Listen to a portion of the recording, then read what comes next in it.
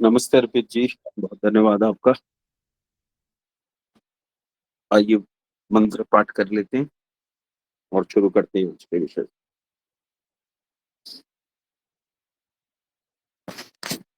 ओम विश्वानि देव सवितरदुरितानि परासुव यद्भद्रं तन्न आसुव। ओम शांति शांति शांति। नमस्ते आप सभी को एक बार फिर से।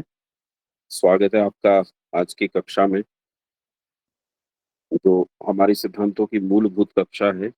ये पहले 3 लेवल में, जो प्राथमिक हमारे बेसिक 3 लेवल हैं, उनमें पहला लेवल चल रहा है, जिसमें अभी तक हम लोग 3 विषयों को ले चुके हैं और उन 3 विषयों के बीच में हम लगभग अब तक 113 सिद्धांतों पे हमने चर्चा की है, पर आगे भी हम कुछ और सिद्धांतों पर चर्चा करेंगे। वो बहुत छोटे-छोटे से सिद्धांत हैं, आपको धीरे-धीरे समझ में आ जाएगा कि हम बहुत छोटे और महीन सिद्धांतों पर चर्चा करते हैं और सिद्धांत धीरे-धीरे सनातन धर्म के वो सिद्धांत जो बहुत महत्वपूर्ण हैं, वो हमें आत्मसात होते जाते हैं और कब आत्मसात हो जाते हैं, हमें पता नहीं चलता। ये सनातन धर्म का सौंदर्य है, उसकी सरलता, उसकी सहजता है कि वो इतनी आसानी से आत्मसात हो जाता है, क्योंकि तर्क पर खड़ा है। इसीलिए तर्क और विज्ञान पर खड़ा होने के कारण ये बहुआयामी है और कहाँ से मस्तिष्क के भीतर घुस जाए, नहीं कह सकते। मैंने अब तक आपके जो विषय लिए हैं, उन विषयों को एक बार सिंहावलोकन कर देता हूँ। और आज हमें उपासना का विषय लेना था, जैसा प्रकाशित भी किया गया है आपके बीच में कि उपासना का विषय है। लेकिन मेरे पास कुछ प्रश्न आए थे जो व्हाट्सएप के माध्यम से आए थे और मैं सबके प्रश्नों का उत्तर भी नहीं दे पाया व्हाट्सएप पे। फिर भी कुछ प्रश्न जो अभी अनुत्तरित हैं, वो प्रश्न आज आप मुझसे पूछ पाएँगे और उन प्रश्नों का उत्तर मैं दूँगा। तो पहले मैं आज प्रश्नकाल लूँगा और प्रश्नकाल के बाद हम उपासना की ओर बढ़ेंगे। यदि हमारे पास समय बचा तो हम उपासना लेंगे, अन्यथा आज प्रश्नकाल पर इतिश्री कर देंगे। एक बार सिंहावलोकन कर लेते हैं। हमने पहले दिन से विचार किया था कि समस्त प्राणियों में सबसे मूल्यवान योनि जो है वो मनुष्य की है और मनुष्य के पास सबसे मूल्यवान वस्तु बुद्धि है।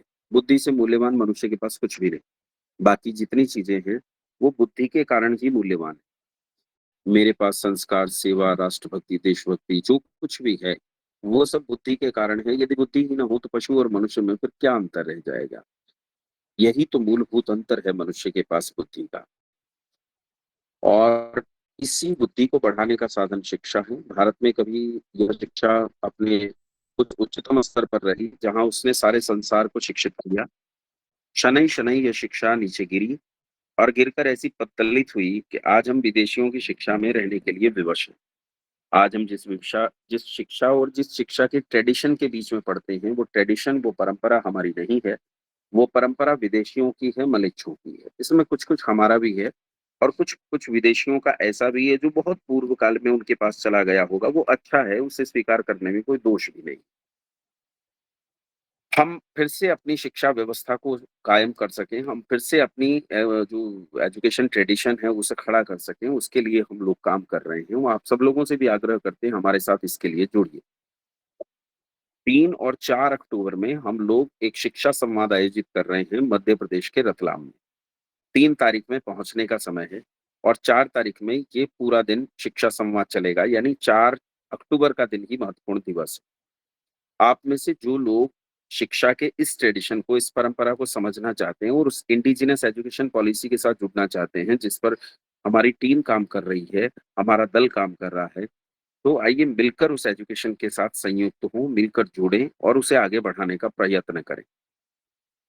तो मैं आप सबको निमंत्रण देता हूँ, 4 अक्टूबर को रतलाम में दयाल वाटिका एक जगह है। दयाल वाटिका में आप लोग पहुँचिए, 3 की अपराह्न को आप पहुँच सकते हैं और 4 की साँझ होते-होते 5 बजे छुट्टी हो जाएगी। निःशुल्क व्यवस्था सब तरह की है, भोजन की भी और रहने-खाने की भी। निश्चित रूप से सहयोग की अपेक्षा हम सभी से करते हैं कि आप सब हमारा भरपूर सहयोग करें जितना हो सके। अ, अगर सहयोग करने की स्थिति न हो तो सब व्यवस्थाएँ निःशुल्क हैं, उसमें कोई समस्या नहीं। तो हमने पहली जो चीज़ थी बुद्धि, बुद्धि के बाद शिक्षा। शिक्षा के बाद पूर्वजों का अनुसरण, हमारे अपने सिद्धांत, वे सिद्धांत जिन सिद्धांतों को आर्ष सिद्धांत कहा जाता है, जिन सिद्धांतों को बुद्ध ने आर्य सत्य कहकर पुकारा है, जिन सिद्धांतों को महावीर ने संसार भर में स्थापित करने का काम किया है, जिन सिद्धांतों को शंकर ने संसार में दुंदुभी बजाई है, जिन सिद्धांतों को दूध का दूध पानी की तरह, पानी का पानी की तरह अलग कर दिया है ऋषिवर देव दयानंद ने, उन सिद्धांतों को आपके बीच में पहुंचाने का काम करते हैं। इनमें बहुत सारे लोगों के पास सिद्धांतों के साथ बहुत सारी मिलावट भी पहुंची थी। उस मिलावट को छोड़कर हम केवल सिद्धांत को ही स्वीकार करते हैं। उसके बाद हमने दूसरा विषय लिया था ईश्वर का, और हमने ईश्वर के कुछ गुणों पर चर्चा की थी। हमने जाना था कि ईश्वर दयालु है, न्यायकारी है, कर्ता है, एक है, सर्वव्यापक है, निराकार है, सर्वशक्तिमान है, चेतन है, सत है और सर्वज्ञ है। परमपिता परमात्मा ऐसा ऐसा है। इसके अलावा भी बहुत सारे गुणों पर हमने उसके बाद भी अनंतर बहुत सारी चर्चाएं की हैं। उसके बाद हमने चर्चा की कि ईश्वर न्यायकारी तभी हो सकता है जब वो कोई संविधान दे। ईश्वर का संविधान आखिर क्या है, इसे ढूंढने के लिए हमने दुनिया भर की पुस्तकों में और दुनिया भर के संप्रदायों में खोजा, और जो जिन 3 बिंदुओं पर जाकर हम अटके उनकी हमने अच्छे से परीक्षा की, और हमने पाया कि वेद ही अंतिम सत्य है, वेद ही ईश्वर का संविधान है, वेद ही ईश्वर का अटल सत्य है, और यही अटल सत्य संसार को उस मार्ग पर ले जा सकता है जिस मार्ग से संसार में भाईचारा, सुख और संपन्नता कायम हो। आज हमारा विषय था उपासना का, जिसमें अष्टांग योग और उपासना को हम अच्छे से आपके बीच में रखेंगे तर्कपूर्ण तरीके से। उससे पहले आपके प्रश्न आमंत्रित हैं। जो भी आपके प्रश्न हो, उन प्रश्नों का उत्तर देने के लिए मैं प्रस्तुत। अब तक जो विषय लिया है, आपसे निवेदन है कृपया उन्हीं से संबंधित प्रश्न पूछें। मेरा उन भाई बहन से विशेष हाथ जोड़कर निवेदन है जो अधिक स्वाध्यायशील हैं, पहले से बहुत पढ़ चुके हैं, अनेक शिविरों में शामिल हो चुके हैं, उनके पास बहुत सारे प्रश्न विषयों से अलग होंगे। ये हमारी प्राथमिक कक्षा है, इसमें बहुत सारे नवीन भाई बहन ऐसे जुड़ते हैं जिनके लिए ये सिद्धांत एकदम नवीन है, तो कृपया उनके बीच में ऐसे प्रश्नों को न पूछें जिन प्रश्नों का यहाँ कोई औचित्य नहीं। निश्चित रूप से उन प्रश्नों से आपकी विद्वत्ता साबित होती है, लेकिन उसे यहाँ कहना या अभिव्यक्त करना अभिप्रेत नहीं होना चाहिए। इसलिए अब तक जो विषय मैंने कहे, उन्हीं विषयों से संबंधित प्रश्न पूछें। मैं सबका उत्तर देने के लिए प्रस्तुत हूँ। आपके जो प्रश्न हैं, जो आपके गूढ़ प्रश्न हैं, उनके जब विषय आएँगे तो वहाँ उनके भी उत्तर भली प्रकार दूँगा। हरिओम भारद्वाज जी, आपका प्रश्न। माइक को अनम्यूट कर दें सबके लिए। हरिओम भारद्वाज जी, आपका प्रश्न। जी नमस्कार आचार्य जी। जी, मेरा नमस्ते। प्रश्न था कि आपने जो बताया कि हमारे हिंदुओं में जितने भी मत हैं, उनमें सब में ये माना गया है कि वेद सर्वस्व है, मतलब सब लोग इस चीज को विश्वास से मानते हैं। लेकिन हुँ। जितने भी बाबा हैं चाहे कोई भी हो, तो इस चीज को वो खुल के ना तो प्रचार प्रसार करते ना वो बताते, ऐसा क्यों है? भाई ये तो बाबा ही बता सकते हैं। बाकी ये है कि ये बाबाओं का जो मत है, वो उनका अपने घर का मत हो सकता है। लेकिन वो जिन ग्रंथों की बात करते हैं, वो ग्रंथ, वो अटल सत्य, उस वो जिस अटल सत्य की घोषणा करते हैं, वो वेद ही है। वो जिन ग्रंथों को उठाकर पढ़ते हैं, चाहे वो पुराण ही क्यों न हो, चाहे वो भागवत कथा ही क्यों न हो, वह भी अंतिम सत्य के रूप में वेद को ही स्वीकार करती है। अब वो बहुत चतुराई से वेद को छिपा लेते हैं और अपना पक्ष रख लेते हैं, ये तो आप भी समझते हैं कि इसके पीछे कोई दुकानदारी काम करती है। लेकिन वो क्यों करते हैं, ये तो भगवान जानता है, वो जानते हैं, या उनके कर्म उन्हें जो परिणाम देंगे वो अच्छा, देंगे। इसमें गुरुजी एक और इसमें ही उठता है कि जो जैसे कि कोई राधा राधा का बोलता है कि राधा राधा नाम जपो, तो कहने का मेरा ये था कि जो नाम जप के लिए ही बोलते हैं, तो फिर वो मतलब ये मतलब ऐसे जैसे कि भ्रमित करने का हो गया एक तरीके से। ये विषय का अतिक्रमण हो गया। मैंने कहा था कि अब तक जो विषय आए हैं केवल उन विषयों पर चर्चा करेंगे। तच्चपस तदर्थ हाँ, भावनम, ये ये जो आप मतलब सिद्धांत है, आपके ही हाँ ठीक है, मैं समझ गया। जो जप है ना, वो जप जब मैं बताऊंगा उपासना में, तब इस पर चर्चा करेंगे और खूब अच्छे से चर्चा करेंगे। जी जी जी ठीक। बीएन गुप्ता जी। बीएन गुप्ता जी, जी नमस्कार सर। नमस्ते। नमस्ते जी। जो अभी संत रामपाल जी ने वो ध्याई के ऊपर बोला था कि 6 दिन माँ दूध पिलावेगी और बाकी ध्याई पिलाए, उसके सर हम जानना चाहता हूँ ऐसा क्यों? ये तो हमारा विषय है नहीं आज, लेकिन ये विषय आगे आएगा और इस विषय पर हम चर्चा करेंगे। मैं फिर से कहता हूँ, कृपया विषयांतर न करें, क्रम न जी, तोड़ें, जी। इस पर उत्तर देंगे, ठीक है? ऐसी बहुत ओके। सारी चीज़ें हैं जिन पर उत्तर दिया जा सकता है और संत रामपाल दास जी पर तो बहुत अच्छे से उत्तर देंगे, है ना? जी, जी, वो तो जी, इस समय बहुत जी। मेरे लिए बड़ा महत्वपूर्ण विषय बन गए हैं। आदित्य धन्यवाद। आर्य जी, आदित्य सादर आर्य जी, आचार्य जी। जी नमस्ते। जी मेरे 3 प्रश्न है जी। हाँ, पूछो। जी मेरा पहला प्रश्न है कि मैं सत्याप्रकाश कैसे पढ़ूं? आप लोगों से बेटा आपकी आयु कितनी है? 11 वर्ष। आप सत्यार्थ प्रकाश न पढ़ो, आप आर्योद्देश्य रत्नमाला पढ़ो। अगला जिसको प्रश्न पूछो। मतलब अगला कौन प्रश्न, पढ़ाएगा? उसको माता जी पढ़ाएंगी। नहीं समझ में आता है मुझसे प्रश्न पूछ लो। जी आचार्य जी। और आचार्य जी दूसरा प्रश्न ये था कि वो आप जब कल कह रहे थे कि वो 18 दिन में अष्टाध्यायी कंठस्थ कर ली थी हम्म। गुरुदत्त आप ही विद्यार्थी। पूछ, आप बहन जी आप ही पूछ लो ना, बच्चा समय लगाएगा, उससे बहुत सारा समय जा रहा है। आप ही पूछ लीजिए जब आपको बार बार पूछ रहा है आपसे। नहीं आचार्य जी हाँ आप पूछो कल बेटा, प्रश्न तो पूरा करो जल्दी से। आचार्य जी आप कल कह रहे थे कक्षा हाँ थी। कह हाँ कह रहा था, उसमें प्रश्न क्या है? नहीं वो कक्षा मेरे को ज्वाइन करनी थी आचार्य जी।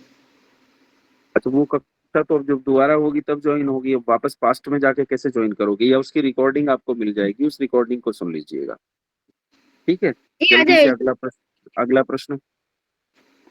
हो गई जी। ठीक। रवि कुमार जी, जी आचार्य जी नमस्ते। मेरा नमस्ते। प्रश्न है आचार्य जी कि आपने कुरान कुरान के अनुसार आदम और हव्वा का उदाहरण दिया था, तो मैं हम्म, ये समझना चाहता हूँ जो मानव निर्माण की प्रक्रिया है वेद के अनुसार कैसे हुआ? नहीं ये हमारा विषय नहीं है। जो विषय मैंने पढ़ाए हैं उनसे संबंधित कोई प्रश्न हो तो पूछिए। बाकी मानव निर्माण कैसे हुआ है वो मैं आगे जो अगले लेवल हैं उनमें अमैथुनी सृष्टि कैसे उत्पन्न होती है और पृथ्वी कैसे मनुष्यों को उत्पन्न करती है, अन्य जीवों को कैसे उत्पन्न करती है, उसका विस्तार से चर्चा अगले लेवल में करेंगे। अभी यहाँ जो संबंधित विषय है उनसे प्रश्न पूछते हैं। अच्छा, दूसरा सवाल ये है आचार्य जी कि जैसे हमारे भी धर्म ग्रंथों में बहुत मिलावट कर दी गई है, जैसा कि हम महाभारत या रामायण हम पढ़ना चाहते हैं, तो उन किताबों को खरीदने के पहले उस किताबों की गुणवत्ता को कैसे जांचें? उसके लिए जो लेखक हैं उनको अच्छे से समझिए कि कौन लेखक अच्छा है। आपको अगर रामायण पढ़नी है तो स्वामी जगदीश्वरानंद जी का संकलन पढ़िए, महाभारत भी स्वामी जगदीश्वरानंद जी का संकलन आपको मिल जाएगा। मनुस्मृति डॉक्टर सुरेंद्र कुमार जी की आपको मिल जाएगी या पंडित गंगा प्रसाद उपाध्याय जी की आपको मिल जाएगी। ये आप पढ़ सकते हैं। फिर भी आपको कोई ग्रंथ लगे कि ये किसका पढ़ना है मुझसे पूछ लीजिए, मैं बता दूंगा। स्वामी समर्पणानंद जी का गीता का भाष्य आप पढ़ सकते हैं। जी आचार्य जी, और तीसरा अंतिम सवाल है आचार्य जी कि आपने अ, बताया कि मनुष्य का जो बुद्धि है सबसे मूल्यवान है, तो इसके इतर जो प्राणी है उसकी भी बुद्धि होती है, तो मनुष्य के बुद्धि और इसके मनुष्य के इतर का प्राणी के बुद्धि में दोनों में क्या अंतर है? अरे बाप रे, ये प्रश्न आप मुझसे पहले भी पूछ चुके हैं और इस प्रश्न का उत्तर मैं कई बार दे चुका हूँ। अब क्यों ये समझ में नहीं आ रहा है आपको, मुझे नहीं समझ में आ रहा। मनुष्य के पास जो बुद्धि मिली है वो बढ़ जाती है, घट जाती है। पशु की बुद्धि न घटती है न बढ़ती है, जैसी मिली वैसी रहती है।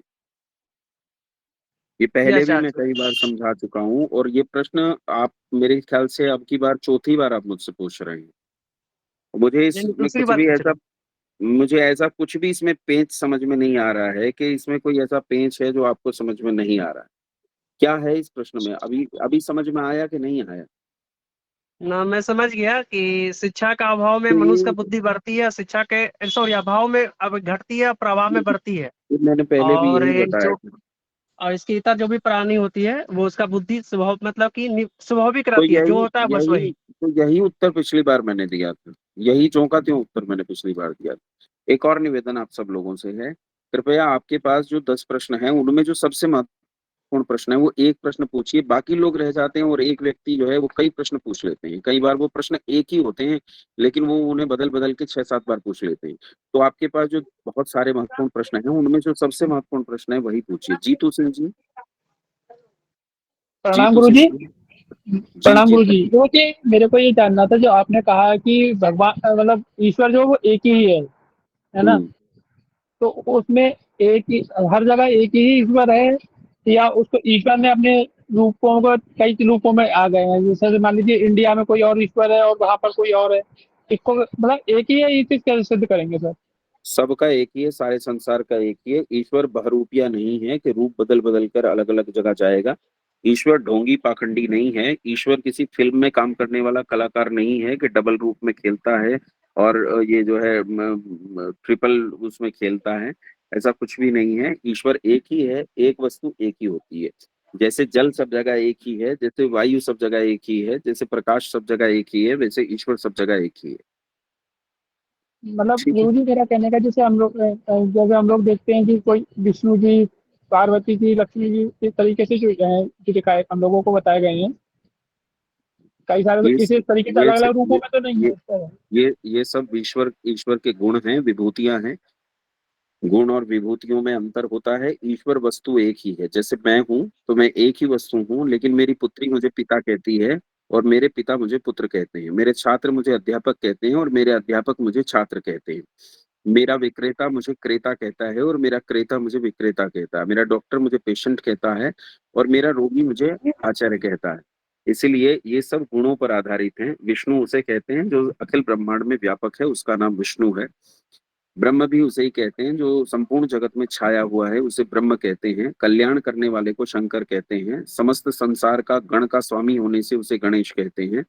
ऐसे ही ये सब गुणवाचक हैं। उन गुणवाचकों को आप कोई स्वरूप दे लें, वो आपकी कल्पना है। ईश्वर एक ही है, उसी एक के अनेक नाम।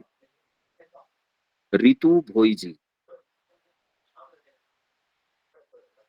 रितु भोई जी, रितु बहन, रितु बहन, चलिए। विजय पांचाल जी, नमस्ते ओम आचार्य जी। नमस्ते। आचार्य जी, मैं सेना में हूँ, आर्मी में। हुँ, और मैं हुँ, ये पूछना चाहता था कि मैं आर्य समाज से काफी टाइम से जुड़ा हुआ हूँ, लेकिन जी। मुझे पूरी तरह से मैं अपनी दिनचर्या मतलब कैसे शुरू करूँ इन चीजों में, कि मैं धीरे धीरे सभी चीजों को समझ सकूँ। आप सबसे पहले दोनों समय अच्छा, संध्या आप शुरू ऐसा डब्बू चले गए? जी म्यूट कर दीजिए, अरे म्यूट कर दीजिए जिनका माइक खुल गया था कौन गलती से। बोला? विजय जी, जी देखिए आचार्य। कि एक और व्यक्ति का माइक आनंदी जी हैं, कोई इनका माइक खुल गया। अच्छा जी विजय जी, गुरुदेव। अभी भी इनका जी माइक खुला आचार्य। हुआ है, इन्हें बंद कर दीजिए आनंदी जी के माइक को। पूरी कक्षा डिस्टर्ब हो जाए, कृपया ध्यान रखें, स्क्रीन को अनावश्यक हाथ न लगाएं, पूरी कक्षा डिस्टर्ब हो जाती है। विजय जी, आप दोनों समय संध्या करना शुरू कीजिए पहले। जी पहला आचार्य। काम ये शुरू कीजिए कि दोनों समय संधि वेला में आप संध्या करना शुरू कीजिए। और यदि आपके चूँकि सेना में अगर आप किसी छावनी पर होंगे तो वहाँ मंदिर ज़रूर होगा। जी तो जी मंदिर आचार्य। में आप यज्ञ करना शुरू कीजिए। यदि वहाँ पहले से यज्ञ होता है तो उसमें शामिल होइए और अगर यज्ञ नहीं होता तो आप स्वयं से यज्ञ करना शुरू कीजिए। ये तो जी, आप भी अच्छे रविवार से को जानते करते हैं हैं कि ये। हाँ, हाँ। तो बस रविवार के दिन यज्ञ करना शुरू कीजिए, दोनों समय संध्या करना शुरू कीजिए। शनैः-शनैः इस रविवार के यज्ञ को प्रतिदिन पर लाइए और जी शांति काल जब रहता है, युद्ध काल नहीं रहता तो समय तो रहता ही है, फिर दोनों समय भी यज्ञ किया जा सकता है। अधिकारियों से अनुमति लेकर मंदिर के काम में भी आपको लगाया जा सकता है, वो भी आप कर सकते हैं और इस तरह जी। पूरी तरह आप अपनी दिनचर्या को बदल सकते हैं। रात्रि ये को सोते समय शयनकालीन मंत्र और प्रातः काल उठते समय प्रातःकालीन मंत्र, ये दोनों मंत्रों को करने की आपको स्वतंत्रता रहती है। सेना हो या पुलिस हो, इजीली इन्हें किया जा सकता है। जी, और ये प्राणायाम वगैरह जो भी है, योगा ध्यान वगैरह ये सब चीजें। पहले आप ये कीजिए, उसके बाद धीरे-धीरे समय आएगा, मुझसे जुड़े रहिए, मैं बता दूँगा। जी आचार्य। ठीक है। मयंक वर्मा जी, ओम नमस्ते आचार्य जी। नमस्ते। अभी आपने बौद्ध और जैनों के बारे में बताया कि महात्मा बुद्ध और महावीर स्वामी ने क्या बोलते हैं वेदों का प्रचार किया, परंतु इनके जो धर्मों को हम देखते हैं, इनके जो भी मत को हम देखते हैं, तो ये तो नास्तिक मत है और अवैदिक है। तो इन्होंने किस प्रकार मयंक किया प्रचार? मयंक जी, या तो आप ध्यान से सुने नहीं हैं, या हो सकता है कोई नेटवर्क की प्रॉब्लम रही हो और आप तक बात पूरी ना पहुंची हो सकता है मेरे शब्द इस तरह के रहे हों कि मेरा संदेश ठीक न गया हो। मैंने कहा मैं उसी सनातन धर्म की बात कर रहा हूँ जो सनातन धर्म महावीर का सनातन धर्म है, जो बुद्ध का है, जो शंकर का है और जो दयानंद का है। तर्क के आधार पर उसमें जो स्वीकार करने योग्य है उस सब को हम स्वीकार करते हैं, जो झूठ है, मिलावट की गई है, गड़बड़ी हो गई है, उस सब को हम छोड़ देने के लिए तैयार। यदि बुद्ध यह कहते हैं कि सत्य को जीवन में धारण करना चाहिए तो ये सनातन धर्म का ही तत्व है। यदि बुद्ध कहते हैं कि अहिंसा को जीवन में धारण करना चाहिए तो ये सनातन धर्म का मत है। लेकिन यदि वो कहते हैं कि अहिंसा को किसी भी अत्याचार के स्तर तक स्वीकार करना चाहिए तो इसे हम स्वीकार नहीं करते। ये मैंने स्पष्ट तौर पर ये वाक्य जोड़ा था कि तर्क और बुद्धि के आधार पर सनातन धर्म के मूल सिद्धांतों को ही स्वीकार करना है, जो उसमें गड़बड़ियां हैं उन्हें नहीं करना। लेकिन बुद्ध अपने स्थान पर पूज्य हैं, महावीर अपने स्थान पर पूज्य हैं। हम लोगों में एक बड़ी बुरी बात आती है कि किसी व्यक्ति के किए गए उपकार के सारे उपकारों को हम मिट्टी में मिलाकर नाली में बहा देते हैं और उसकी एक गलती को उठाकर संसार में ऐसा प्रदीप्त करते हैं जैसे वो संसार की सबसे बड़ी गलती हो। तो ठीक है, हो सकता है बुद्ध के जीवन में कुछ ऐसी चीजें रही हो जो आपको स्वीकार्य ना हो सकता है भगवान महावीर के जीवन में कुछ ऐसी चीजें रही हो जो आपको स्वीकार्य ना हो। छोड़ दीजिए उन्हें, जो अच्छा है उसे लीजिए। यदि आप विवेकपूर्ण बुद्धि वाले हैं तो आप ठीक ठीक निर्णय कर सकते हैं कि क्या ठीक क्या गलत। अच्छे को लीजिए, बुरा छोड़ दीजिए। अवैधिक है ये मैं मानता हूँ। सुरेंद्र जी, सुरेंद्र जी नाम से आईडी है। सुरेंद्र जी, सुरेंद्र जी नाम से आईडी है। सुरेंद्र जी। आचार्य जी नमस्ते। जी नमस्ते। आचार्य जी आप जी आवाज आ रही है सर? हाँ हाँ, प्रश्न पूछिए, समय बहुत लगा दिया आपने। जी जी जी सर। जी जी सर, जो ये ईश्वर है, जो चेतना है, ईश्वर भी चेतन है और जो आत्मा है वो भी चेतन है। इन जो संबंध है थोड़ा बताएं। वो उपासना विषय में बताऊंगा, वो यहाँ का विषय नहीं था पीछे का। वो उपासना विषय में, आत्मा और चेतना के विषय में अच्छे से बताऊंगा। मनोहर कुमार जी। जी जी मनोहर जी। प्रणाम आचार्य जी। प्रणाम। आचार्य जी मैं बिहार से बात कर रहा हूँ। प्रश्न। जी आचार्य जी, आप कक्षा में, चूंकि हम सारे कक्षा अटेंड नहीं कर पाए थोड़ा व्यस्तता के वजह से, तो जो क्लास हम अटेंड कर पाए उसमें आप गुरुजी बताए थे कि ईश्वर ने मानव को बनाया है और चूंकि ऐसा रचना और किसी के लिए पॉसिबल नहीं है, इसलिए ईश्वर का अस्तित्व है। ये आपने बताए थे गुरुजी। तो मेरा प्रश्न है इससे गुरुजी, पहला कि ईश्वर क्या कोई गलती करते हैं या उनसे सारे कार्य सही ही होते हैं, या कुछ गलत कार्य भी उनसे हो जाता है? नहीं, ईश्वर कोई गलती नहीं करता। तो गुरुजी मेरा एक अगला प्रश्न है कि ये जो बच्चे जन्म लेते हैं गुरुजी, तो वो कभी विकलांग हो जाते, किसी का आंख नहीं रहता, उनका शरीर सही नहीं रहता, तो ये कैसा उनका रचना है गुरुजी? ये कर्मफल व्यवस्था का प्रश्न है। कर्मफल व्यवस्था का एक 4-5 दिन की हम अलग कक्षा लेंगे, उसमें अच्छे से बताएंगे। यहाँ बस इतना समझ लीजिए कि पूर्व कर्म का फल हम अग्रिम समय में भोगते हैं। मैंने पीछे जो किया है उसे आगे भोगता हूँ। तो जो विकलांगता हम लेकर आते हैं वो मेरे कर्म का फल होती है, या जो भी कमियां मैं अपने जीवन में लेके आया हूँ वो मेरे मेरे कर्म का फल मात्र है। हो सकता है कभी कभी ऐसा भी होता है कि मुझे किसी और के कर्म का भी फल भुगतना पड़ता है ना। कोई शराबी ट्रक ड्राइवर बस स्टैंड में सुरक्षित खड़े लोगों के ऊपर ट्रक चढ़ा देता है, ये उसका स्वतंत्र कर्म हो सकता है। जो स्वतंत्र कर्म करेगा वो अपना भोगेगा। लेकिन जन्म के साथ जो समस्याएं हमें मिलती हैं वो हमारे कर्म का परिणाम होती हैं, उसमें ईश्वर की कोई गलती नहीं। जी गुरुजी, मतलब पिछले जन्म का कर्म गुरुजी। ये कर्म फल व्यवस्था में बताऊंगा। अभी तो ऐसा समझिए पूर्व का कर्म है, फल अभी भुगत रहे। जी धन्यवाद गुरु। हितेश कुमार जी। हितेश कुमार जी। हितेश कुमार जी। अथर्व शर्मा। कुलदीप की माइक म्यूट कीजिए। अथर्व शर्मा। कुलदीप की नमस्ते आचार्य जी। जी जी। नमस्ते आचार्य जी। जी बोलिए। आचार्य जी, मेरा छोटा सा प्रश्न ये था कि जब हमारी सृष्टि उत्पन्न होती है तो आपने बताया कि 4 ऋषियों को ईश्वर उनके पिछले जन्म मतलब प्रलय से पहले जो 4 महाआत्माएं होती हैं उन्हें ज्ञान देते हैं। तो मेरा प्रश्न ये था कि 4 आत्माएं क्या वो उनका नाम वही हर सृष्टि में वही रहेगा कि अग्नि, वायु, आदित्य और अंगिरा, क्या चेंज हो सकता है उनका हर सृष्टि में? नहीं होता, वही रहता है और उन्हें रहता है। धन्यवाद आचार्य जी। शकुंतला जी।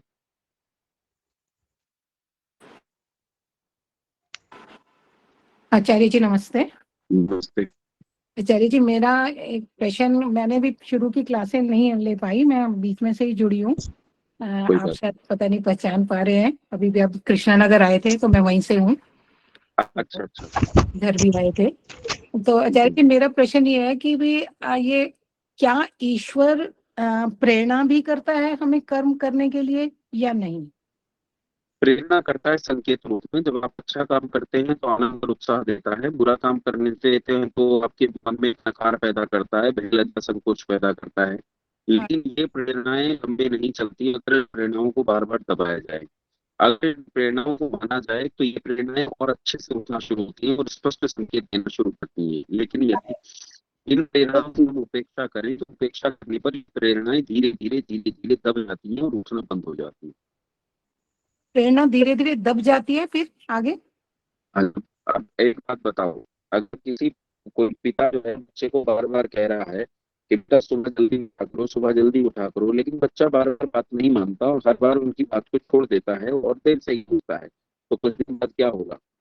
पिता यदि कहेंगे भी तो उस बच्चे को वो स्वर सुनने ही बंद हो जाएगा। ठीक वैसे ही जैसे हॉस्टल में छात्र होते हैं, हॉस्टल छात्र क्या होता है, सुबह 4 बजे का अलार्म लगाता है, 4 बजे अलार्म बजता है तो वो क्या करता है, उसे बंद कर देता है, फिर उसे 4:30 का कर देता है, फिर बंद कर देता है, फिर उसे 5 का कर देता है, फिर बंद कर देता है, फिर 5:30 का कर देता है और वो रोज इसी तरह करता है। फिर धीरे धीरे उसे आदत पड़ जाती है, वो उस अलार्म को अलार्म की तरह लेता ही नहीं है और उस पर उस अलार्म की आवाज से कोई फर्क ही नहीं पड़ता है।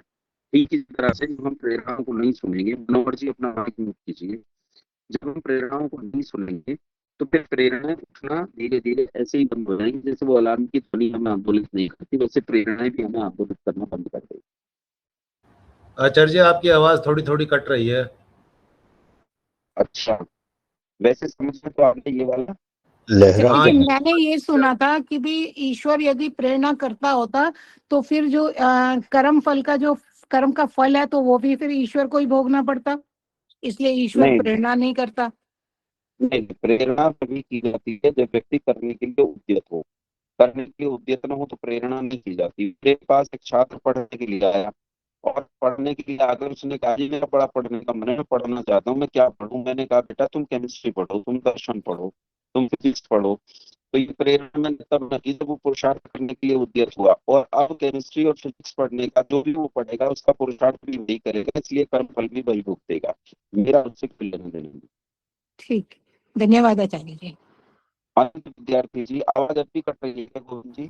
आचार्य जी आपकी आवाज कट रही है। आचार्य जी आवाज थोड़ी कट रही है, थोड़ा सा स्थान चेंज कर लीजिए। हाँ बताओ।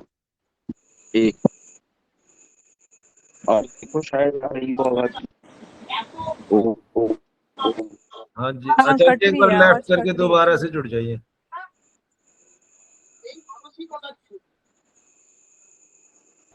अन्य लोगों से निवेदन है कोई अन्य लोग माइक ना खोले, ज्यादा माइक खुलने से भी आवाज बाधित हो जाती है। जिनका नाम लिया जाए सिर्फ वही माइक खोले बस। अभी आवाज आ रही है क्या मेरी साफ? हाँ आचार्य जी अब बिल्कुल साफ आ रही है। ठीक है, अजय वीर सिंह जी।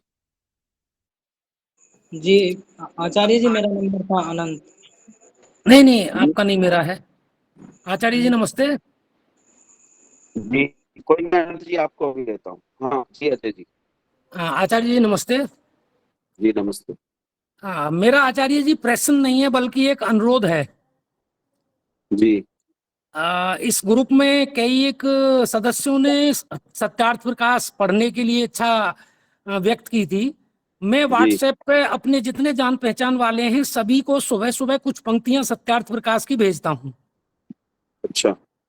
तो अगर मुझे इस ग्रुप में शामिल कर दिया जाए तो सभी सत्यार्थ प्रकाश की कुछ पंक्तियां प्रतिदिन पढ़ सकते हैं, या फिर मेरे से कांटेक्ट कर लें, मेरे से मैं उनको भेज सकता हूँ। ठीक है, वो आपको जोड़ लेंगे ऐसे।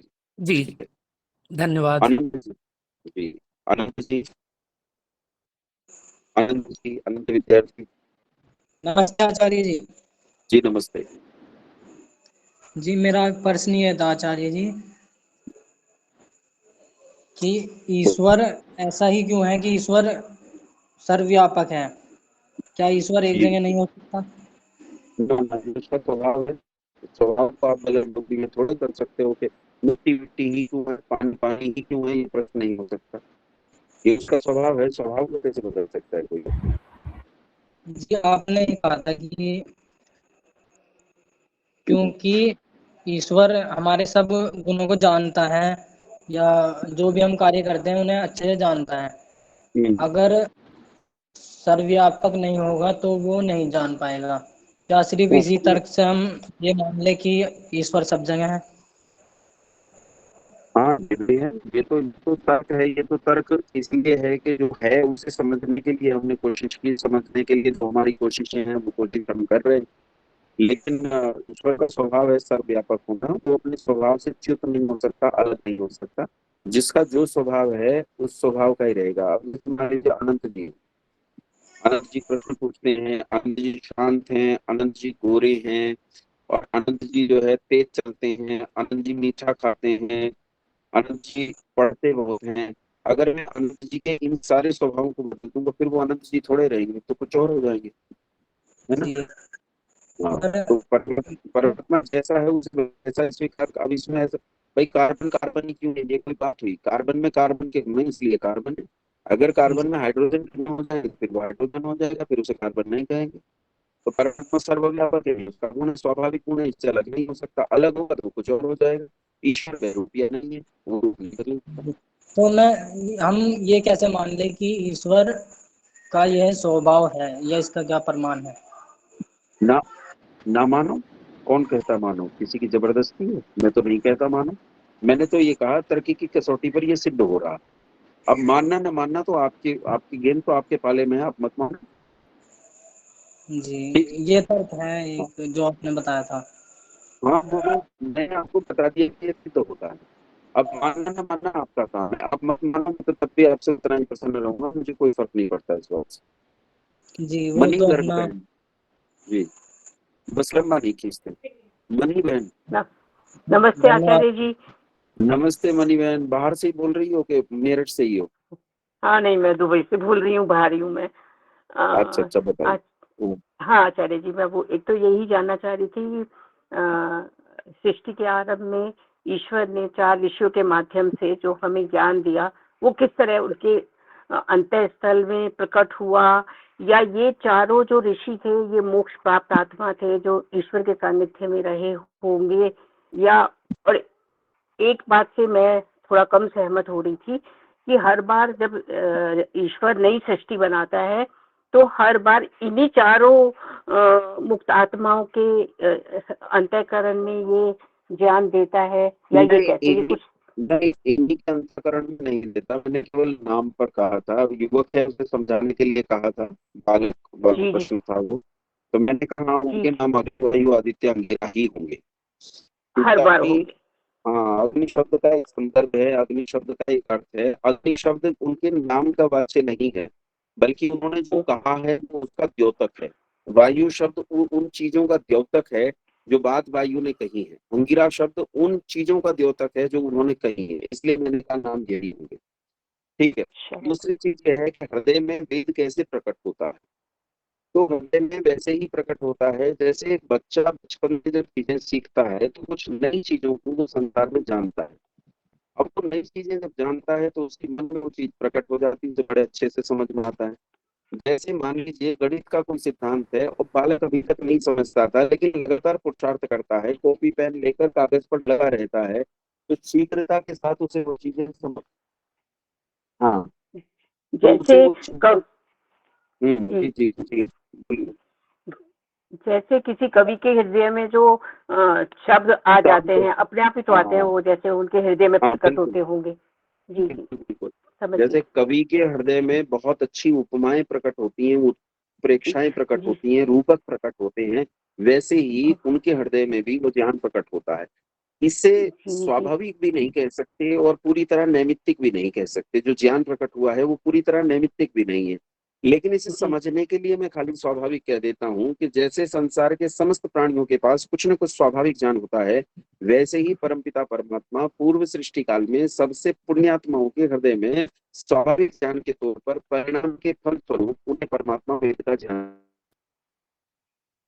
तो मतलब ये सृष्टि के आरंभ में जो मोक्ष प्राप्त आत्माएं होंगी, शायद उन्हीं की, जैसे उनका समय खत्म हो गया मोक्ष का, तो उन्हीं के हृदय में कर हाँ सकते बिल्कुल, उनमें भी जो सर्वोत्तम वाली हैं, जिनका ज्ञान उनमें की कर। स्तर सर्वोत्तम है, उन्हें देता है। बिल्कुल जी जी जी जी जी।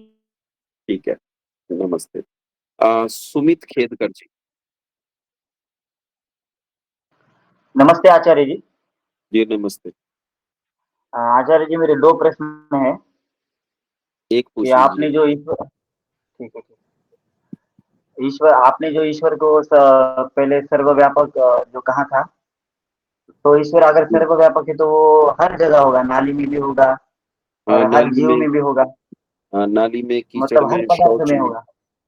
ठीक है। तो उस पदार्थ में होने से उस ईश्वर में कुछ दोष तो नहीं आएगा ना? जैसे कोई हाँ, वस्तु अगर कोई हाँ, पदार्थ किसी चीज़ में अगर मिल जाए तो उसमें दोष जाओ जैसे उत्पन्न हो जाता है, तो उसमें दोष उत्पन्न।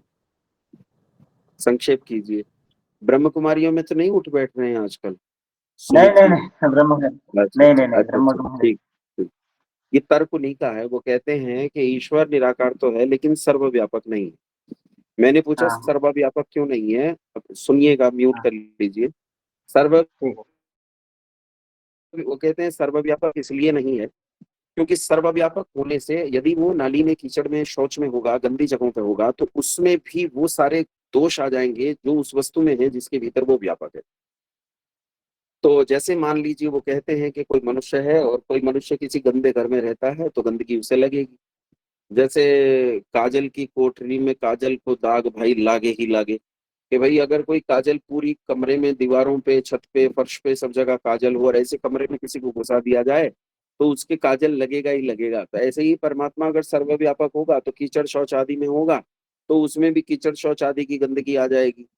तो इसलिए परमात्मा जो है सर्वव्यापक नहीं हो सकता। ये तर्क वो लोग करेंगे, या ये तर्क आप तक जो पहुंचा है ये उन लोगों का तर्क पहुंचा है जिनके पास विज्ञान आदि नहीं है, या जिन्होंने विज्ञान आदि से कोई मतलब ही नहीं रखा। उन्हें सूक्ष्म और स्थूल वस्तुएं समझ में नहीं आती। मैं आपसे प्रश्न पूछता हूँ, माइक ऑन कीजिए सुमित जी। मैं आपसे प्रश्न पूछता हाँ हूँ, आचार्य जी। बस बोलिए नहीं, प्रश्न का जब पूछूंगा तभी उत्तर दीजिएगा। सूर्य उदय होता है और सूर्य का प्रकाश, अन्यथा माइक म्यूट कीजिए अपना, अनावश्यक स्क्रीन को हाथ न लगाएं, आपके माइक ऑन हो जाते हैं और कक्षा डिस्टर्ब होती है। सूर्य जब उदय होता है तो सूर्य का प्रकाश पूरी पृथ्वी पर फैल जाता है, और जब सूर्य का प्रकाश पूरी पृथ्वी पर फैल जाता है तो वो प्रकाश गोबर पर भी पड़ता है, कीचड़ में भी पड़ता है, शौच में भी पड़ता है। लेकिन क्या प्रदीप जी अपना माइक म्यूट कीजिए। लेकिन क्या सूर्य के प्रकाश की रश्मियां कीचड़ पर पड़ने के बाद गंदी हो जाती हैं? क्या गोबर पर पड़ने के बाद गंदी हो जाती हैं? क्या शौच और नाली में पड़ने के बाद वो गंदी हो जाती है? नहीं होती। क्यों? क्योंकि सूर्य की किरणें सूक्ष्म हैं और कीचड़ आदि स्थूल हैं। सूक्ष्म वस्तुएं स्थूल के गुण नहीं लेती, बल्कि स्थूल वस्तुएं सूक्ष्म के गुण लेती हैं। आपके पास अमेरिका से फोन आया, अभी अभी हम लोगों ने बात की, मणि बहन ने हमसे बात की और उन्होंने दुबई से बात की। अब जब वो दुबई से बात कर रही थी तो उनकी आवाज, जो ध्वनि तरंगे हैं, वो ध्वनि तरंगे हम तक पहुंची। जो ध्वनि तरंगे हम तक पहुंची हैं वो कितनी सारी बिल्डिंगों को पार करते हुए हम तक आई होंगी। इन बिल्डिंगों में शौचालय होंगे, नालियां होंगी, गंदगियां होंगी। उन सारी नालियों, गंदगियों, शौचालयों और शौच को पार करते हुए किरणें हमारे और आपके मोबाइल फोन तक पहुंची। तो क्या हमारे मोबाइल फोन गंदे हो गए? नहीं, नहीं मेरे भाई। शौच, नाली, कीचड़, गंदगी ये स्थूल चीजें हैं और ध्वनि तरंगे सूक्ष्म है। सूक्ष्म वस्तुएं स्थूल वस्तुओं के गुण नहीं लेती। परमात्मा संसार की सबसे सूक्ष्म वस्तु है, इसलिए वो संसार में किसी भी चीज का गुण ग्रहण नहीं करता, अपितु उसी के गुण हम ग्रहण कर सकते। सुमित जी समझ में आया? हाँ आचार्य जी, धन्यवाद। ठीक। विजेंद्र कुमार जी। आचार्य जी नमस्ते। जैसे नमस्ते। आपने कहा था वेद सबको पढ़ना चाहिए, जैसे लेकिन आम जनता है जो अब तो वेद नहीं पढ़ सकती, तो हमारा क्या तरीका होना चाहिए कि उन तक वेद पहुंचे, यानी वेद सत्यार्थ प्रचार का क्या प्रकाश, तरीका हो? सत्यार्थ प्रकाश, सत्यार्थ एक्चुअली प्रकाश को अधिक, हाँ, सत्यार्थ प्रकाश को अधिक से अधिक लोगों तक पहुंचाओ, वेद का सिद्धांत तुम तक पहुंचेगा। संस्कृत क्या है? संस्कृत केवल भाषा है और उस भाषा पर सवार होकर सिद्धांत चलता है। अगर सिद्धांत हमें सीधे सीधे मिल रहा है तो बिना भाषा के भी काम चल सकता है।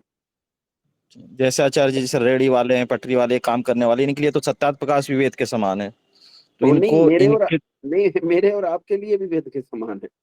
हाँ, ठीक तो है। मैं वही कह रहा हूँ, तो इनको सत्यार्थ प्रकाश कैसे इन्हें पढ़ा इनको, या तो इनका तो जीवन ही सत्यार्थ प्रकाश में निकल जाएगा, तो वेद से तो ये जिंदगी भर ही दूर रह पाएंगे। अरे तो बांटो तो आप, अब एक साथ एकदम सबको अग्नि वायु आदित्य अंगिरा तो बना नहीं दोगे। धीरे धीरे हाँ हाँ। थोड़ा थोड़ा सीखेंगे, तो थोड़ा तो सिखाओ, बांटो तो सही। घर से सत्यार्थ प्रकाश खरीदो, 1000 2000 सत्यार्थ प्रकाश, और फ्री ऑफ कॉस्ट बांटो। ठीक है, बांटो। देखो बाइबल कैसे बांटते हैं वो लोग, देखो कैसे कैसे कुरान बांटते हैं वो लोग, फ्री ऑफ कॉस्ट बाइबल बांटते हैं। आपको पता है इस देश में सबसे ज्यादा फ्री में बिकने वाला ग्रंथ, फ्री में बंटने वाला ग्रंथ बाइबल है। आप कूड़े में से कागज उठाएंगे तो आपको कागज बाइबल का मिलेगा। इतना परिश्रम करते हैं वो लोग, हम लोग परिश्रम नहीं करते। हमारे पास बहाने बहुत है, परिश्रम हम नहीं करते। हालांकि मैं ये भी मानता हूँ कि बाइबल के बाद इस देश में सबसे ज्यादा निशुल्क बंटने वाला ग्रंथ अगर कोई है तो वो सत्यार्थ प्रकाश है, इसमें कोई संदेह नहीं। लेकिन फिर भी हम बाइबल के स्तर पर नहीं है। बाइबल वालों की संख्या इस देश में 5 से 7 करोड़ के बीच में है।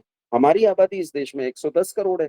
110 करोड़ लोग दूसरे नंबर पर आते हैं और 5-7 करोड़ वाले पहले नंबर पर आते हैं। ये हमारा फेल्योर है। सत्यार्थ प्रकाश को बांटो। निधि अग्रवाल जी।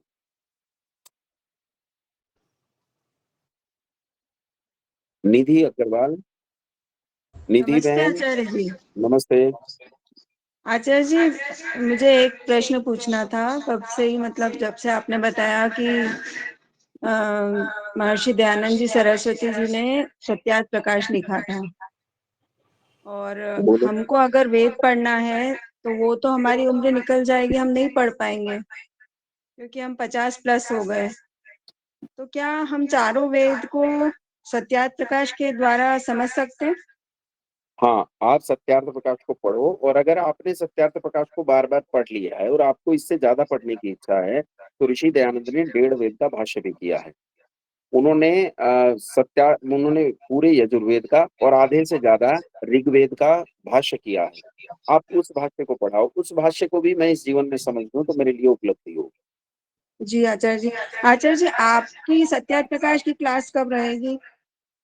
जब रहेगी आपको सूचना मिल जाएगी, शीघ्र ही रहेगी। आज मैं उसी क्लास पर चर्चा कर रहा था, वो शीघ्र रहेगी उसको चर्चा। जी जी, धन्यवाद आचार्य जी। ठीक है। चांदनी रघुवंशी जी। नमस्ते गुरुजी। नमस्ते लाली। मुझे बस ये पता करना है, जैसे मैंने गौतम बुद्ध को भी थोड़ा पढ़ा था और अब आपने मुझे महर्षि दयानंद जी का जीवन परिचय दिया, उसमें एकदम से ऐसा क्या होता है, ऐसा क्या वैराग्य आता है कि लोग अपना घर छोड़ के सत्य की खोज में निकल जाते हैं? मतलब अगर मैं जिस घर में मैंने जन्म लिया है, मेरे लिए तो वही सत्य है जो वहां बताया जा रहा है, तो ऐसा उनको क्या मिलता है कि वो सत्य की खोज में निकल जाते हैं? वैसे तो इसमें देखो, दोनों के घर छोड़ने में तो अंतर है। बुद्ध के घर छोड़ने को दयानंद के घर छोड़ने से नहीं जोड़ सकते, क्योंकि बुद्ध घर छोड़कर भागे थे मृत्यु, दुख, बुढ़ापा और बीमारी से डर कर। लेकिन दयानंद ने घर छोड़ा था सत्य की अभिप्सा के लिए, सत्य को जानने के लिए। इन दोनों बातों में अंतर है। एक दौड़ के पीछे, एक भाग के पीछे, एक पलायन के पीछे डर है, और दूसरे पलायन के पीछे सत्य की अभिप्सा है। तो इन दोनों में अंतर है। तो फिर दोनों के पीछे का कारण भी अलग ही होगा। फिर भी एक मूल कारण दोनों का बता देता हूँ कि पूर्व जन्म के संस्कार होते हैं। जो चित्त में संस्कार इकट्ठे होते हैं, वो संस्कार मेरे मानस, मेरे अंतःकरण को तैयार करते हैं, और वैसा ही मेरा स्वभाव बनता है। तो उनका अपने अपने संस्कारों के आधार पर अपना अपना स्वभाव था। उसी स्वभाव के आधार पर बुद्ध अपने संस्कारों के कारण भागे और दयानंद अपने संस्कारों के कारण भागे। ठीक अच्छा, है। ठीक है गुरु। इसमें दो चीज हैं। दयानंद जो घर से गए उसे कहेंगे कि वो, माफ करना, बुद्ध जो घर से गए तो उसे कहेंगे कि बुद्ध घर से भागे। दयानंद जो घर से गए तो कहेंगे दयानंद घर से सत्य की ओर बढ़े। दोनों चीजों में अंतर है। ये फिर ठीक है कभी गुरु। बताऊंगा। बीना भारद्वाज जी। जी बीना नमस्ते बहन, आचार्य जी। अच्छा जी दादी मैं है। नवधा ही हूँ जी। हम्म, तो मेरा ये प्रश्न है, हम्म, जैसे कि एक वृक्ष होता है तो हाँ, उसकी डालें हम काट कर कटिंग करते हैं और पौधों को उगाते हैं, तो आत्मा वृक्ष के अंदर जो जीव है वो वृक्ष के अंदर रहेगा कि डाल में आ जाएगा? एक तो तेरा ये जो वृक्ष है ना, ये मैंने क्लास में भी ठीक किया था। अगर ये फिर से वृक्ष है ना, तो फिर सर तन से जुदा, तन सर से जुदा। ये वृक्ष है। बोल अभी, अभी बोल वृक्ष। वृक्ष जी, हाँ, क्षमा करना। नहीं पर क्षमा कुछ नहीं है, गुजराती हूँ, पर तुम्हें मैं सुधारूंगा। जी कृपा तो नहीं होता, कृपा होता है। जी तो जो वृक्ष है ठीक है।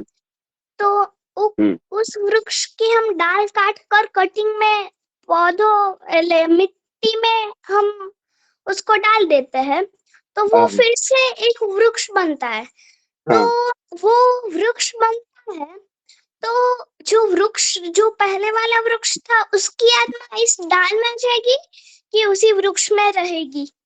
नहीं उसमें नई आत्मा आएगी। ये लड़की कितना मेच्योर बोलती है भाई। जी। हाँ, ये नई आत्मा और आएगी बेटा। जैसे जैसे पहले सुन तो ले।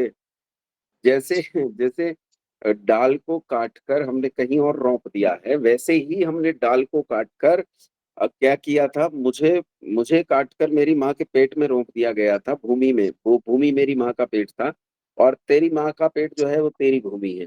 तो वहां रोंप दिया गया था, और हम दोनों में अलग अलग जीवात्माएं आई। हमारी माँ की जीवात्मा नहीं आई। वैसे ही वृक्ष की जीवात्मा उसकी कटी हुई डाल में नहीं जाती, उसमें नई जीवात्मा आती है। ठीक है। और जो कल का सेशन था उसकी रिकॉर्डिंग ग्रुप पर मिलेगी कि कैसे मिलेगी? कौन से वाली? कल वाली। हाँ, कल वाली रिकॉर्डिंग ग्रुप में आएगी। जी, धन्यवाद। ठीक है दादी, नमस्ते। हितेश कुमार जी, नमस्ते। नमस्ते। हितेश कुमार जी, अच्छा हितेश कुमार जी नहीं ले पा रहे। गणेश जी। आवाज आ रही है? हाँ हितेश जी, अब आवाज आई, बोलिए। नमस्कार गुरुजी, दोबारा नंबर लगाया था। कोई बात जी। नहीं, बोलिए। जी केवल इंपॉर्टेंट क्वेश्चन अपने में से पूछ रहा हूँ। मैं हम्म, ईश्वर में मानता हूँ पर उसे जानता तो नहीं हूँ। तो आपने जब प्रश्न रखा कि ईश्वर है या नहीं, तो उसमें कुछ और तर्क भी थे। जैसे सबसे जो प्रबल था वो ये था कि क्योंकि ये ब्रह्मांड बहुत बड़ा है और सुव्यवस्थित रूप से चल रहा है, तो इसके लिए शक्तिशाली और बुद्धिजीवी एक किसी उसकी जरूरत पड़ेगी। दूसरा ये भी था कि जैसे आपने पूछा कारण का कारण नहीं होता, तो आप लिया कि बीज का कारण होता है क्या। तो ये सब एक परपेचुअल मोशन में भी नजर आते हैं कि बीज का कारण शायद फल हो, फल का फिर वृक्ष का फिर से बीज। क्या पता ये सब पहले से ऐसे ही चलता आ रहा हो, हाँ तो जैसे ऐसे तो ये मानने में कोई दोष नहीं है। अगर आप बीज का जो कारण है वो पीछे के फल को मानते हैं, और फल का कारण फिर पीछे के बीज को मानते हैं, तो ऐसा प्रकृति के साथ होता है। प्रकृति कार्य से कारण रूप में, कारण से कार्य रूप में बदलती चली जाती है। ठीक है। तो ऐसा प्रकृति के संबंध में कह सकते हैं, जो आप कह रहे हैं प्रवाह से प्रकृति अनादि है, लेकिन परमात्मा स्वभाव से अनादि है। तो वस्तु स्वभाव से अनादि होती है, उसमें परिवर्तन नहीं होता। और जिसमें परिवर्तन नहीं होता वो रूप नहीं बदलता। तो फल से बीज, बीज से फल आदि नहीं होता है। तो परमपिता परमात्मा स्वयं कूटस्थ है, स्वयं बीज स्वरूप है। ठीक है, वो हमेशा बीज ही रहता है। और वो बीज केवल निमित्त कारण में होता है, उपादान कारण नहीं होता है। यानी वो केवल करने वाला है, वो दृष्टा है, वो देखता रहता है बस। वो उस भाव में रहता है, साक्षी भाव में रहता है। उसका वो इन्वॉल्व नहीं होता संसार में। गुरुजी धन्यवाद। ठीक है। गणेश जी। नमस्ते आचार्य जी। नमस्ते। आचार्य जी, आपने कहा सत्य प्रकाश जो किताब है उसके साथ ऐसी कौन सी। जी जी। सत्यार्थ प्रकाश। सत्यार्थ प्रकाश। ऐसी हम्म। कौन सी मूल्यवान पुस्तकें हैं जिसे हर एक हिंदू पढ़ सके, यानी उसे पढ़ करके पाठन करके हमें पूरी जानकारी अपने धर्म के बारे में जान सके, जो पेन है हमारी। पेन है आपके पास? जी। लिखो। हाँ जी। लिखो। आर्योद्देश्य रत्नमाला। आर्य आर्य उद्देश्य रत्नमाला, आर्योद्देश्य रत्नमाला। लेकिन आप रत्नमाला। ऐसे लिख सकते हैं आर्य उद्देश्य रत्नमाला। जी। व्यवहार भानु, व्यवहार भानु, ऋग्वेदादि भाष्य भूमिका, ऋग्वेद आदि भाष्य भूमिका, ऋग्वेद आदि भाष्य भूमिका, सत्यार्थ प्रकाश, सत्यार्थ प्रकाश, श्रीमद् भगवद गीता, श्रीमद् भगवद गीता, रामायणम, रामायणम, महाभारतम, महाभारतम, सांख्य दर्शन। सांख्य दर्शन। इतना हो जाए तो मेरे ख्याल से पर्याप्त रहेगा। बाकी पुस्तकें बहुत हैं, मैं 100 से ज्यादा पुस्तकें बता सकता हूँ। शुक्रिया आपका बहुत बहुत। जो हमारी जो युवा पीढ़ी है उन्हें भी हम जो जानकारी हम प्राप्त करें इनसे, तो हम भी उन्हें बता सकते हैं, इसलिए ये हमारा खूब प्रश्न। प्रचार करना चाहिए। ये नामदान नहीं है कि मैंने कान में दिया, आप किसी को नहीं बताना। जितना जी। अधिक से अधिक हो सके उतना बताना है। और जो आर्योद्देश्य रत्नमाला है वो मुश्किल से 2-4 रुपए की पुस्तक आती है। जितना अधिक से अधिक हो सके उतना प्रचार करो, बांटो, फैलाओ, पढ़ो, खूब पढ़ाओ। आचार्य जी, और हम इनसे कहाँ से मिल सकती है हमें ये किताबें? ये ऑनलाइन प्लेटफॉर्म में? हमें लिखिए, हम भेजेंगे आपको आर्योद्देश्य रत्नमाला। हमें जी। लिखिए, व्हाट्सएप पे लिखिए, हम भेजेंगे आपको। 100, 200, 500, 1000, 10,000 जितनी कहोगे उतनी। लागत जी, मूल्य दे दीजिएगा, नहीं देंगे तो भी भेज देंगे, पर लागत मूल्य दे दीजिएगा। गरीब ब्राह्मण कहाँ से लाएगा? जी जी। दूसरी ठीक है। पुस्तक कौन सी बताइए? है क्या कह रही मनीषा बहन? आचार्य जी दूसरी पुस्तक का नाम बताइए, छूट गया। आर्योद्देश्य रत्नमाला, व्यवहार भानु, जी ऋग्वेद आदि भाष्य भूमिका, सत्यार्थ प्रकाश, श्रीमद् भगवद गीता, सांख्य दर्शन, वैशेषिक दर्शन, न्याय दर्शन। धन्यवाद आचार्य।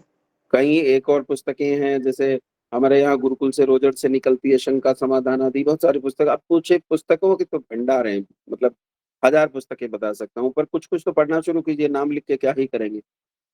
ओमवीर जी, ओमवीर जी। नमस्ते आचार्य जी। नमस्ते आर्य जी, मेरा प्रश्न ये था कि मनुष्य की बुद्धि कैसे बढ़ती है? मनुष्य की बुद्धि पढ़ने से बढ़ती है और अभ्यास से बढ़ती है। जितना अभ्यास करोगे उतना बढ़ेगी। ठीक है। और जिनकी घटती है उनकी कैसे घटती है? क्यों घटाना चाहता है? काम का ये बेकार की चीजों में दिमाग नहीं लगाते। बढ़ने की बात करो। बढ़ते घटती है गंदे पदार्थ खाने से, बासी खाने से, नशीले पदार्थ खाने से बुद्धि घट जाती है। ठीक है। धन्यवाद आचार्य जी। स्वागत है आपका।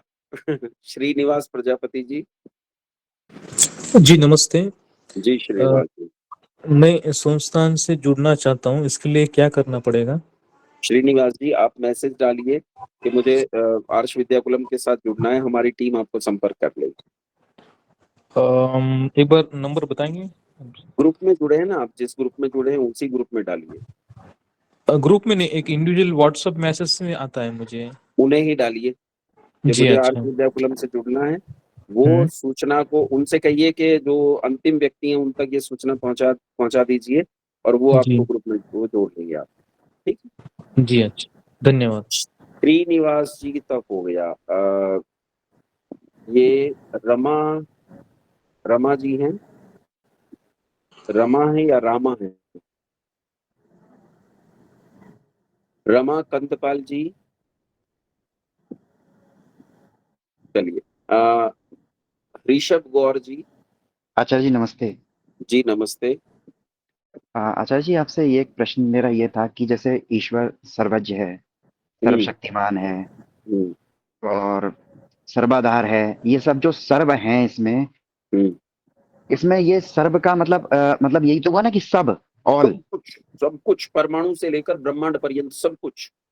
तो फिर इसमें जब सर्वशक्तिमान का हम अर्थ लेते हैं तो फिर सर्वशक्तिमान का मैंने जैसे कोई वीडियो देखे थे तो उसमें कुछ लिमिटेड लेते हैं, मतलब सब नहीं लेते हैं, क्योंकि सबका मतलब तो हो गया कि फिर तो वो मतलब कुछ भी हो सकता है, मतलब वो अपने जैसा दूसरा भी ईश्वर बना सकता है।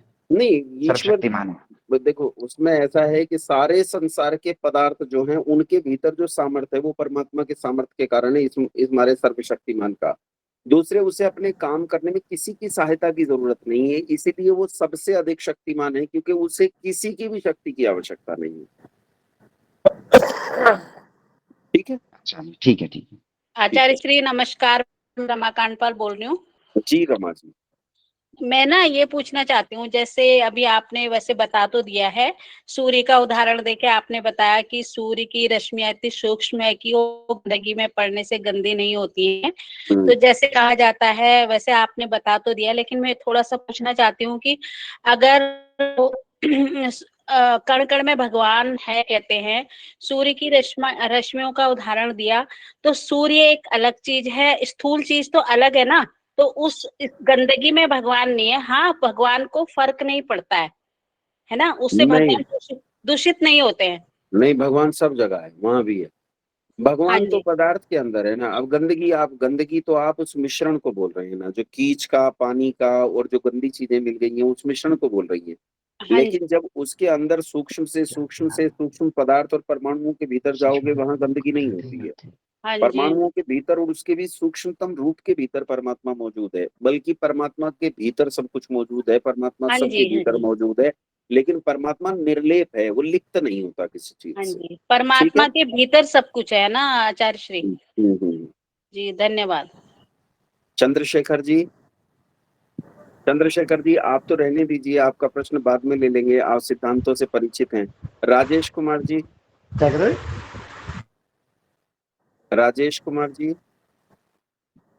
नहीं ले पाए। पंकज राठी जी, नमस्ते आचार्य जी। नमस्ते। मेरा प्रश्न ऐसा था कि जैसे मोहम्मद जो था मुस्लिम लोगों का, वो बड़ा ही लंपट और नीच आदमी था, लेकिन आज की परिस्थिति में ये विपरीत साबित होता जा रहा है, क्योंकि मुस्लिम राष्ट्र बढ़ते जा रहे हैं और हिंदू राष्ट्र घटते जा रहे हैं। इसका क्या मुख्य कारण हो पंकज आर्य सकता जी, है? मैंने आपको छोड़ा है, बाद में आपका प्रश्न ले लूंगा, क्योंकि आप सिद्धांत से परिचित हैं। अंजू जी, जी वो नमस्कार भी नहीं लेते। जी जल्दी पूछिए।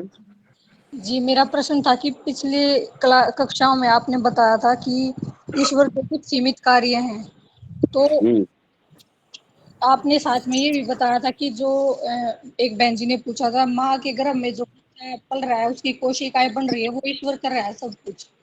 तो ये ईश्वर के कौन से कार्य के अंतर्गत आएगा? सृष्टिकर्ता करता है वो।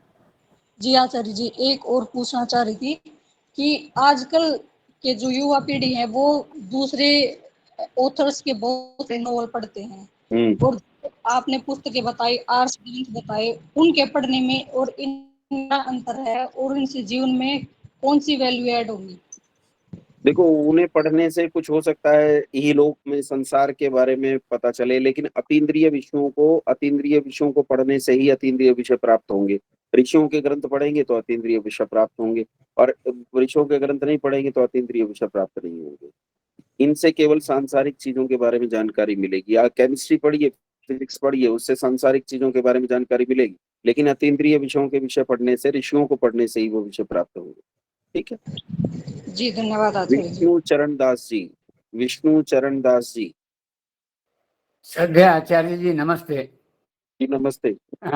कल का जो प्रवचन था उसमें महर्षि दयानंद सरस्वती जी के जीवनी में आप बहुत अच्छा तरह से संक्षिप्त करके अच्छा तरह से आप प्रस्तुत किए थे। उसको एडिटिंग करके जीवनी हिसाब से अगर छोड़ सकते हैं तो हम उनको प्रचार प्रसार कर सकते हैं, उसको लगा सकते हैं। जी जी जरूर, वो जीवनी का बना के वीडियो दे दीजिएगा जी इन्हें, ऑडियो बना के। सुषमा गुप्ता जी। आचार्य जी जय श्री राम। जय श्री राम।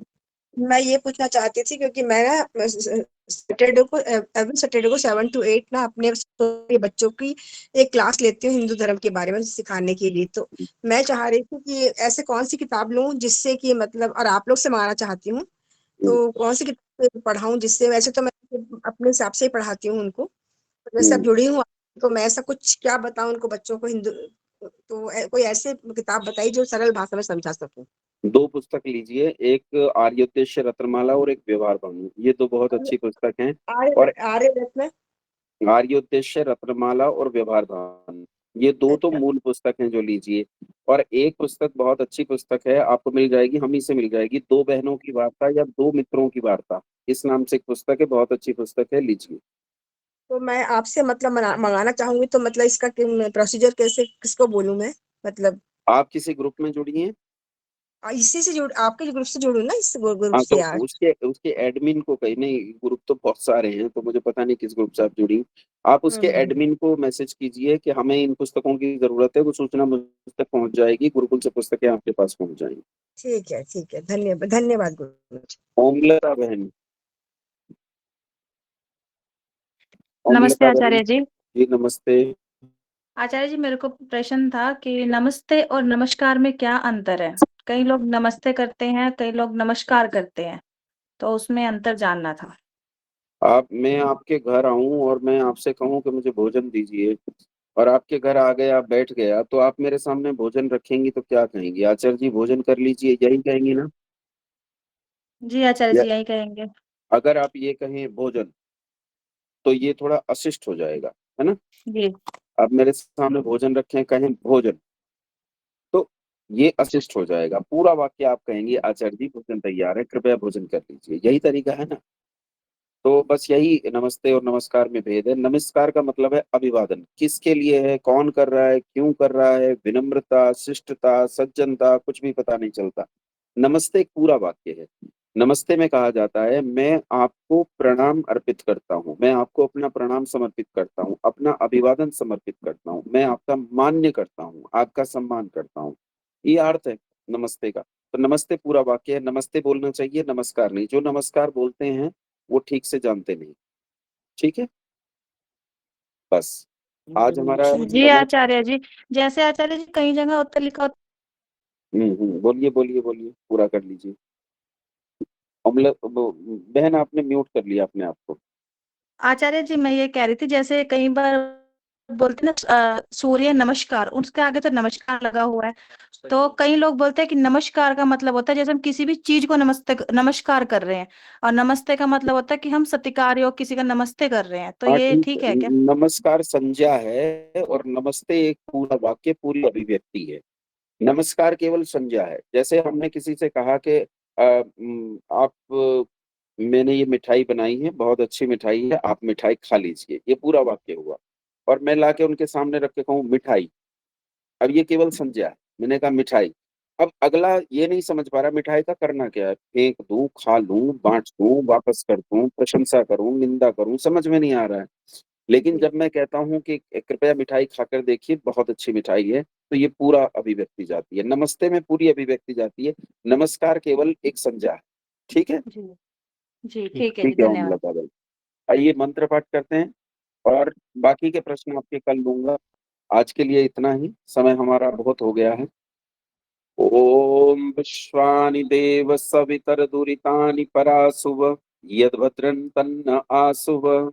ओम शांति शांति शांति। नमस्ते आप सभी को, नमस्ते। नमस्ते आचार्य नमस्ते। नमस्ते आचार्य जी। नमस्ते आचार्य जी। नमस्ते आचार्य जी। नमस्ते। नमस्ते।